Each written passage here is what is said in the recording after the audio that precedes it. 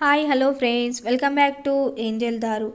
ఈరోజు నేను కొత్తగా చపాతీతో స్నాక్స్ చేసి చూపించబోతున్నాను ఫ్రెండ్స్. ఇది మా పాపకి నేను వారానికోసారైనా చేసి పెడతాను.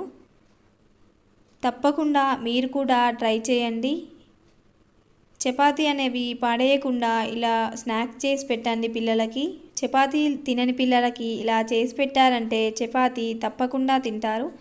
ముందుగా 2 చపాతీలు తీసుకొని ఇలా కట్ చేసుకొని పెట్టుకున్నాను. కారము, నిమ్మరసము, కరివేపాకు, ఉల్లిగడ్డలు, ఉప్పు, పచ్చిమిర్చి, జీలకర్ర తీసుకున్నాను. వీటిని ఒక బాండీ పెట్టుకొని ఆయిల్ వేసుకోండి. తర్వాత ఆయిల్లోకి జీలకర్ర, కరివేపాకు, పచ్చిమిర్చి, ఉల్లిగడ్డ వేసుకోండి. తర్వాత తగినంత ఉప్పు వేసుకొని చక్కగా ఫ్రై చేసుకోండి.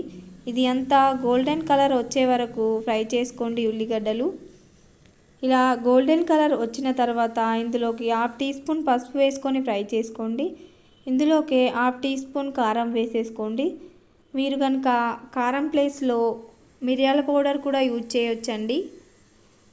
ఇది చక్కగా ఫ్రై అయిన తర్వాత మనం ముందుగా కట్ చేసుకొని పెట్టుకున్న చపాతీ ముక్కల్ని ఇందులో వేసేసుకోండి. ఇది చక్కగా ఫ్రై అయిన తర్వాత ఇందులోకి నిమ్మకాయ రసం వేసుకొని సర్వ్ చేసేసుకోవడమే. చూసారు కదా, ఎంతో రుచికరమైన చపాతీ స్నాక్స్ రెడీ అయిపోయింది. మీ పిల్లలకి ఇలా వారానికోసారైనా చేసి పెట్టండి, తప్పకుండా తింటారు.